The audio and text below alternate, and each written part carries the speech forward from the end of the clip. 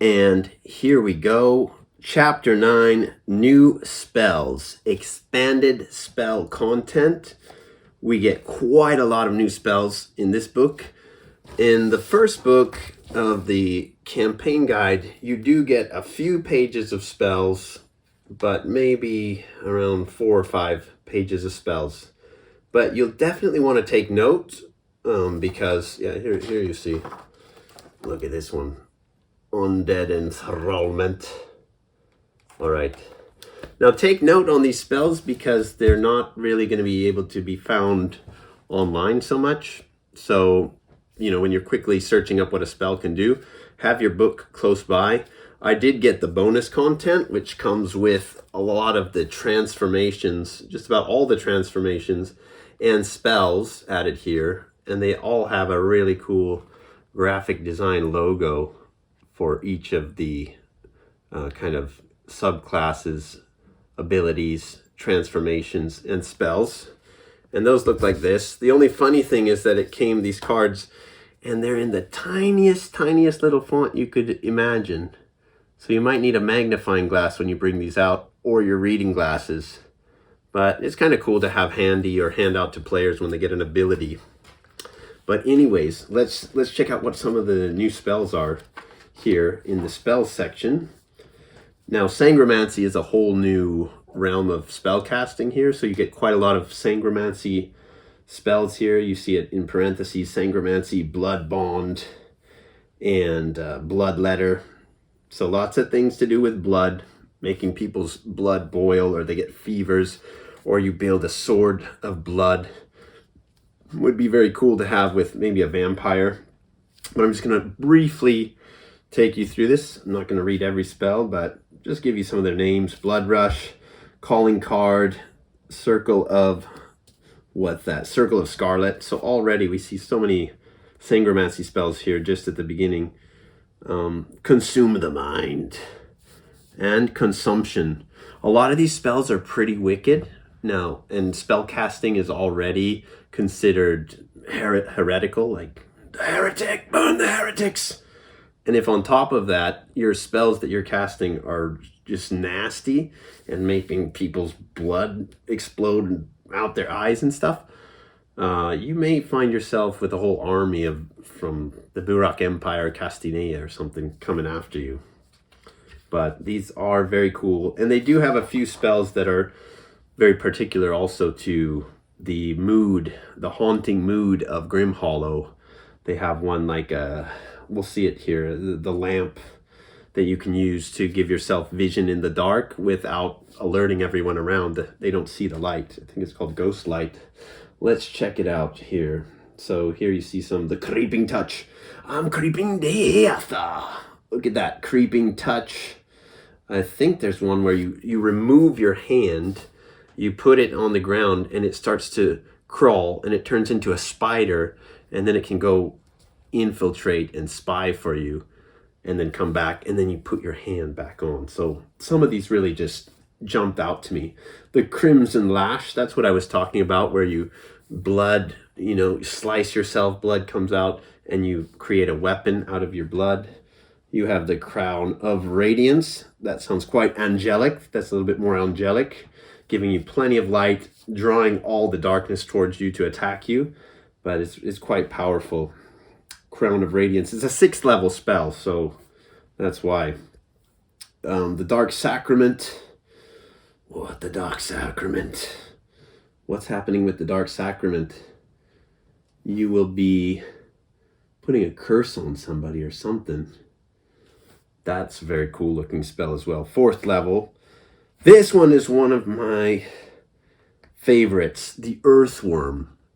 Now, you may not have time to read it here just on the video, but what happens is you kind of open this 6-foot circular hole in the ground, and it opens up, and then there's these kind of teeth around in the hole, and like sand and stuff is falling in. And then the bad guy has to roll to see if they fall into the hole. And if they do, they fall into the maw of this giant earthworm creature that's eating them up. And they have to try to crawl their way out or be devoured. So what a cool way to kill off a bad guy. And that's 6th level, which is why I was telling you guys don't be bashful about speeding up and going up to the 10th level fairly quickly. Like 1 level a week, boom, boom, boom. And then you get to that sweet spot where you can use all this cool stuff. All right. Then you have a Fiend Flesh. Whoa. Very cool for the Fiend, right? You want to turn your flesh into Fiend-like. Probably gives you some resistances to these different damage types. Flash Fever, that's one that stuck out to me as well, from the Sangromancy. Well, here it says Necromancy, but yeah, you're causing people to get this terrible fever, get messed up. And we have Flens, very nasty spell of Necromancy, 8th level. So some of these are more for you guys who are the GMs and the DMs. Don't be bashful to bring out the 8th level stuff and blow the minds of the players. Here's the ghost light I told you about. That's going to give you some light to see with in this kind of ghostly lamp, but the creatures outside of your party don't detect that light. So that's very cool. We have the Heartseeker of the Sangromancy. I read all these, but they're kind of a little bit hard to remember each one, right? But Hunter Sense. So some spells for you hunters, your rangers out there. Inside a Riot. That would be fun. 5th level. So you get the villagers out there. You're in a wicked town, maybe the vampire town of Ostoya, and you incite the riot. There you go. Then we have oh, this one's a hard one to read upside down. Investiture of Venom. That combines well with the Venom Poison Ranger they have in the game. Investiture of Venom. The Little Death. Le Petit Mort. The Little Death. That would be a very fun spell to cast. I think it allows you to die and be resurrected. Something around here. Raise Dead, Resurrection. You can check it out. Get the book. Then you can read it all with calm and quiet by the fire. Magic Mirror. Pretty cool. Mortality. Neutralize Aura. So that would be good. You're going to need some protection versus poison or other elements. Get your cleric or your paladin with the Neutralize Aura. I always have a hard time pronouncing that one. But 1st level, so easily accessible. The Phoenix Flames. Anything with Phoenix in it sounds pretty cool to me. 9th level, guys. Go out with a flame and then be resurrected back to your full hit points or something like that. Check it out. Reanimate, a 3rd level Sangromancy. You're reanimating probably a corpse. We are getting there. Red Rain. This one stood out to me. It's 8th level, and it's over a pretty large section of territory, and raindrops start to fall, and blood is spattering down, and what? This isn't rain. It's blood that's raining down, and it will mess people up. Red Rain, 8th level. I would use it for more of a evil character, NPC or a villain than one of the party, All right. Ride the Lightning. Yes. Ride the Lightning, right? We used this just last week. One of the bad guys, this mage, you're flying.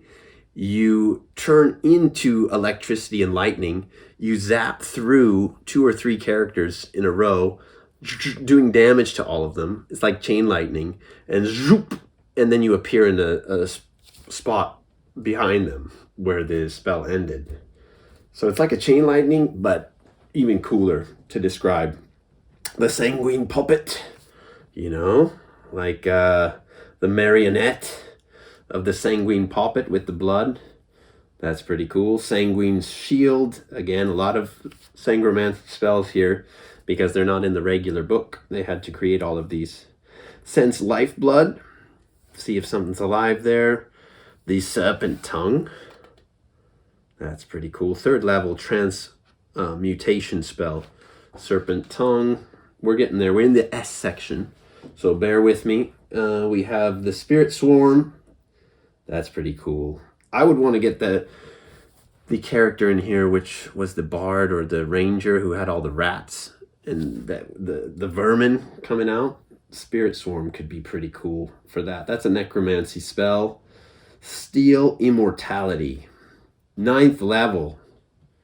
What? Maybe versus the Lich. You're just going to steal their immortality. Again, these are things that are going to blow people's minds because, let's be honest, how many of us have played D&D at the level where you can cast the 6th, 7th, 8th, 9th level spells?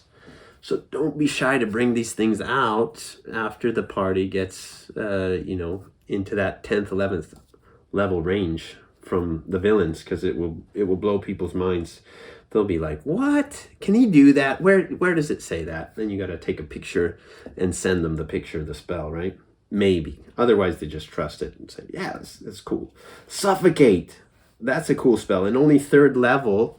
That was one of my cool favorite spells that you could get in the Wizardry Crusaders of the Dark Savant game. They had this spell called Asphyxiation.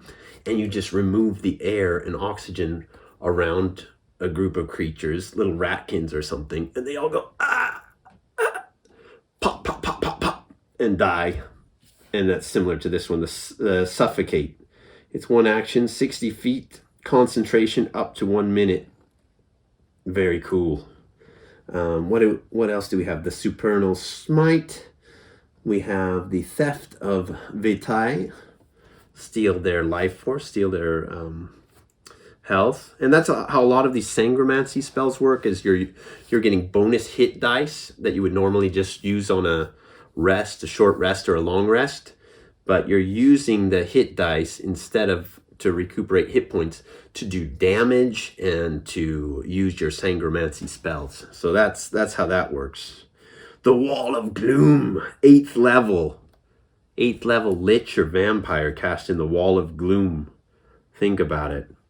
Wilting Smite, 2nd level. Seems just like a cooler smite to me. Sangromancy.